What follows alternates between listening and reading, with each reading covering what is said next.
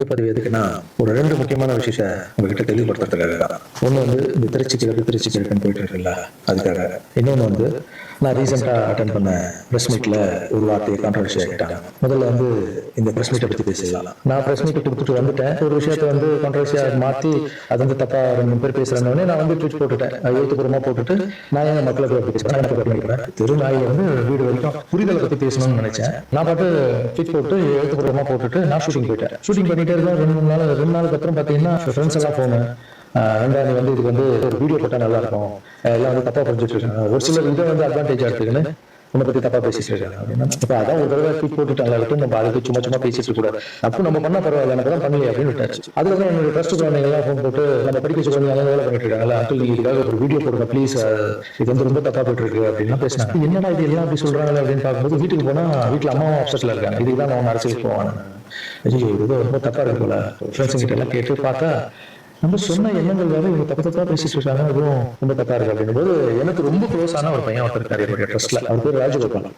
அவர் ஒரே அழகா போன்ல அங்கிள் நீங்க இதுக்கு ஒரு ட்வீட் போட்டா நீங்க அந்த ராஜகோபால் யாருன்னு நான் உங்களுக்கு இன்ட்ரோடியூஸ் பண்ண போறேன். இது வரைக்கும் நான் வந்து பசங்களை டான்ஸ் ஆட வைக்கிறாங்க மேலோட்டமா பாத்திருக்கீங்க, பசங்களை படிக்க வச்சிருக்காங்க மேலோட்டமா பாத்திருக்கீங்க, அவங்க ஹாப்பியா இருக்காங்க இவங்க டான்ஸ் ஆடுறவங்களை படிக்க வைக்கிறாங்க, மாஸ்டர் பர்த்டே கேக் வெட்டுறாரு, இது மட்டும் தான் பாத்திருக்கீங்க. ஒவ்வொரு வாழ்க்கையில எவ்வளவு கஷ்டம் இருக்கு, அவங்களை நான் எவ்வளவு கஷ்டப்பட்டு வளர்த்தேன் அப்படிங்கறதெல்லாம் அப்பெல்லாம் ரீல்லாம் இல்ல. இப்ப சொல்றேன், ஒரே ஒரு பையனுடைய அவர் எப்படி வந்து சேர்ந்தாரு, அவருடைய கஷ்டம் என்ன, நான் எவ்வளவு கஷ்டப்பட்டேன், அவர் இப்ப எந்த நிலைமையில இருக்காரு, எந்த நிலைமையில இருந்தாலும் அவர் எப்படி விடாம இருக்கின்றத அந்த பையன் இன்ட்ரோடியூஸ் பண்றான். பையனுடைய வாழ்க்கையில எவ்வளவு கஷ்டம், எத்தனை குழந்தைங்க வளர்த்துருப்பேன், எவ்வளவு கஷ்டத்தை பார்த்துருப்பேன். எனக்கு ஒண்ணு பண்ணுங்க, எங்க அண்ணன் தப்பா பேசிருக்க மாட்டாரு, யார் என்னதான் சொன்னாலும் அவருதான் பண்ணிருக்க மாட்டாரு, சப்போர்ட் மட்டும் எனக்கு போகுது.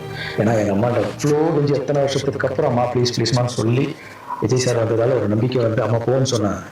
இப்போ இந்த விஷயம் எப்போ ஸ்டார்ட் ஆச்சோ இந்த கான்ட்ரவர்சி அப்பத்துல இருந்து அம்மா மறுபடியும் அவன் பாத்தியா நான் இதான் சொன்னாரு. ஏன்னா அம்மா 70 வயசு ஆயிடுச்சு, அவன் சொல்லி புரிவிக்க முடியாது. அம்மா ஒரு சிலர் தான் வீடியோ போடுறான், பொதுமக்களுக்கு ஒண்ணுமே நம்ப மாட்டாமன்னு சொன்னா கூட அவங்களுக்கு ஒரு மாதிரி இருக்கும், வயசானவங்க நம்ம எதுக்கும் பேச முடியாது. ஏன்னா நிறைய பேர் நான் பாக்குறேன் இன்னும் எல்லாத்துக்கும் அம்மா அம்மா அம்மா அம்மா அம்மா தானே சார் இருக்குது. என்னோட ஃபர்ஸ்ட் ரசிகை எங்க அம்மா, ஃபர்ஸ்ட் குரு, ஃபர்ஸ்ட் டீச்சரு, அதுக்கப்புறம் என்னுடைய தெய்வம், என்னுடைய பெஸ்ட் ஃப்ரெண்டு, எல்லாமே என் வாழ்க்கையில தாய் தாங்க. தாய் இல்லைன்னா நான் இல்லவே இல்லைங்க. நான் மட்டும் எனக்கு உலகத்துல யாருமே இல்லை. என் தாயுடைய ஆசீர்வாதம் தான் நான் வந்துட முடியாது. நான் பேசினா தாயின்னு வரும், அது வரலாம் தான் தப்பு. நீங்க என்ன எல்லாத்துக்கும் தாய் தாய் தாய் நான் அப்படிதான். அப்புறம் இன்னொரு வார்த்தை கூட கேட்குறீங்க, என் வரதுன்னா வரது தானே, ஏன் மக்கள் கிட்ட போய் மக்களுக்கு போய் மகிழ்ச்சி தெரிஞ்சுட்டு மற்றவங்களாம் கேட்க மாட்டாங்க வந்துடுவாங்க, நான் மட்டும் கேட்க மாட்டேன், நான் கேட்பேன்.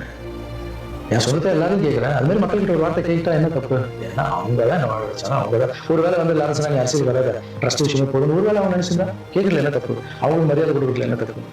இனிமே நான் கேட்டுதான் 4 பேருக்கு சாப்பாடு போட்டா இந்த திருச்சி கிழக்கு தொகுதி. ஸோ நிறைய இடத்துல பார்த்தீங்கன்னா திருச்சி தொகுதியில் லாரன்ஸ் மாஸ்டர் நிற்கிறாரு. நிறைய பேர் அண்ணா நீங்கள் வாங்கினா நீங்கள் வந்து நாங்கள் ஓட் போடுறோம்னா வெல்கம் நான் எல்லாம் சொல்றீங்க. நான் ஷூட்டிங் போகிற இடத்துல நான் ஏதாவது ஆஃபீஸ் போனால் கூட வாங்க எம்எல்ஏ சார் திருச்சி தொகுதியில் நிற்கிறீங்களா, எல்லாரும் சந்தோஷமா கூப்பிட்டீங்க, அன்பா கூப்பிட்டீங்க, உங்க அன்புக்கு எல்லாருக்கும் நன்றி. பட் அது எது பெருமன்னு ஒண்ணு இருக்குல்ல, என் மனசுல இருக்குதான் நான் சொல்லியிருக்கேன். திருச்சி தொகுதியில நான் வந்து நிக்கணுமா இல்ல விஜய் சார் எப்போ ஹீரோ ஆனாரோ அப்பத்துல இருந்து ஒருத்தர் போஸ்ட் ஓட்டியிருப்பார்ல, அதுக்கப்புறம் அவர் அரசியல் ஸ்டார்ட் பண்ண அப்புறம் அந்த அரசியலுக்காக உழைச்சிருப்பாங்கல்ல, அவர் ஆரம்ப ஸ்டேஜ்ல இருந்து வந்தவங்களா இருப்பாங்க, அவங்க வரணுமா நான் வரணும்? விஜய் சார் வீட்டுல இன்னும் எத்தனை பேர் திருச்சிக்காக வெயிட் பண்ணிட்டு இருக்காங்க நம்மளுக்கு என்ன தெரியும்? அது விஜய் சார் டிசைட் பண்ணணும். விஜய் சார் யார் கேட்கிறாங்களோ யாரும் ஜெயிப்பாங்க. ஏன்னா விஜய் சார் முகத்துக்கு தானே ஓட்டு வருது. அந்த இடத்துல போய் நான் போய் நிக்கிறதுன்றது அது தர்மமே இல்லைல்ல. யாரோ ஒருத்தர் விதை போடுவாங்க, அங்க செடி முளைக்கும், அதுக்கு வேலி கட்டுவாங்க, அதை பாதுகாப்பாங்க, ஒரு மரம் ஒன்று வரும், அந்த மரத்துல ஒரு பழம் வரும், அந்த பழத்தை நான் எடுத்து சாப்பிடணுமா எதை போட்டவங்க சாப்பிடணுமா? ஒரு வேலை நம்ம போய் சேரணும்னா எப்படி தானே சேரணும்? ஃபர்ஸ்ட் உறுப்பினரா போய் சேரணும். உறுப்பினராக சேர்ந்து அந்த கட்சிக்காக 3 வருஷம் உழைக்கணும், 4 வருஷம் உழைக்கணும், கட்சியுடைய எல்லா நல்ல திட்டங்களையும் எடுத்து போய் வெளியே சொல்லணும். கடமையை செய் பலனை எதிர்பார்க்காததான் என்னுடைய கோட்டை. உழைக்கணும். அப்புறம் கட்சி மேலிடம் பார்த்து சிஎம் பார்த்து நல்லா உழைக்கிறாங்க ஒரு போஸ்ட் கொடுத்தா அந்த போஸ்ட்ல நம்ம இருந்து என்ன பண்ணணுமோ அதை பண்ணணும். அது தரணும். நான் ஃபர்ஸ்ட் என்னுடைய நிலைப்பாட்டை சொல்றேன், நான் எதுக்கு அரசியல் வந்திருக்கேன், ஏன் வந்திருக்கேன், யார் கூட போறேன் அப்படிங்கிறத இன்ஃபார்ம் பண்றேன். ஒரே ஒரு விஷயம் அவர்கிட்ட கேட்க போறேன், எனக்காக இல்லை, எப்படி தான் ஹெல்ப் கேட்கிறேன். கலைஞரையா இருந்தாரு, அவர் இருக்கும்போது நான் ஒரு சில குழந்தைகிட்ட ஆபரேஷன்லாம் ஹெல்ப் கேட்டேன், அவரும் பண்ணாரு. அதுக்கப்புறம் உதயநிதி ஸ்டாலின் சார் அவர்கிட்ட இப்போதான் லேட்டஸ்டா ஒரு 2 மாசத்துக்கு முன்னாடி என்னுடைய மாற்றுத்திறனாளி பசங்க மல்லர் கம்பம் கத்துக்கிட்டாங்க. மல்லர் கம்பம்னா ஒரு கட்டையை வச்சுட்டு அதுக்குள்ள டான்ஸ் ஆடுறது கஷ்டப்பட்டு கத்துக்கிட்டாங்க. அவங்களுக்கு ஷோஸ் எல்லாம் வேணும்னு அவர் நம்பர் என்கிட்ட இல்லை, கேட்டு வாங்கி ஒரு வீடியோ அனுப்பிவிட்டா அவ்வளவுதான். அவர் என்ன பண்ணாருன்னா ஸ்டாலின் சார் சிஎம் சாருக்கு அனுப்பி கேட்ட ஒரு வாரத்துல சிஎம் சார் முன்னாடி ஆரம்பிச்சிட்டாங்க. அவங்க எல்லாம் அப்படி பண்ணியிருக்காங்க. அப்புறம் அன்புமணி ராமதாஸ் சார் பண்ணியிருக்காரு. நிறைய குழந்தைங்க ஆபரேஷன், அவர் ஹெல்த் மினிஸ்டர் இருக்கும்போது நீங்களே நடிகராக இருக்கும்போது நான் ஒரு குழந்தைய கூட்டு வந்தேன், நீங்களே உங்க சொந்த காசு போட்டு ஆபரேஷன் பண்ணி அந்த குழந்தை காப்பாற்றுங்க. நடிகராக இருக்கும்போது ஒரு குழந்தை காப்பாற்றுங்க. இப்போ சிஎம் ஆயிட்டீங்க, தைரியமா வந்து உரிமையோட கேட்போம். ஒரு 1000 குழந்தைங்க பண்ண 1000 நீங்க நினைச்சா என்ன பண்ணலாம் உங்க மினிஸ்டர்ஸ் கிட்ட சொல்லி. அது உரிமையோட வந்து நான் போய் கேட்கறது இல்லை. நியாயம் அது சிஎம் பண்ணும்போது அது வெளியே வந்து சிஎம் எனக்காக என் நண்பர் வந்து இத்தனை ஆபரேஷன் பண்ணாரு, இத்தனை குழந்தைங்க ஹெல்ப் பண்ணாரு, அப்ப பெருமையா சொல்லிக்கலாம். அதுக்கும் ஃபீல் பண்றாதீங்க.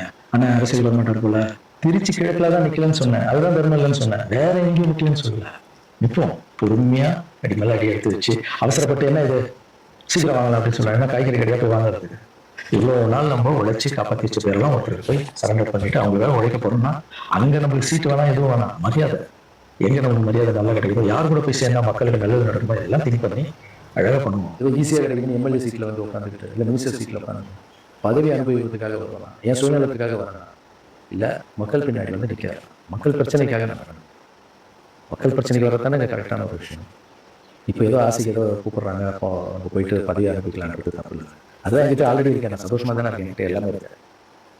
மக்கள் பிரச்சனைக்காக நம்ம வந்து எங்கே போகணும், யார் கூட போகணும், எப்படியாப்பட்ட அரசியலை கையில் எடுத்தால் மக்களுக்கு நல்லது நடக்கும்ன்றதை நல்லா திங்க் பண்ணி பொறுமையாக நானே உங்களுக்கு 2 படம் போயிட்டு எவ்வளோ சீக்கிரம் சொல்ல முடியும்னு நான் சொல்கிறேன். தேங்க்யூ.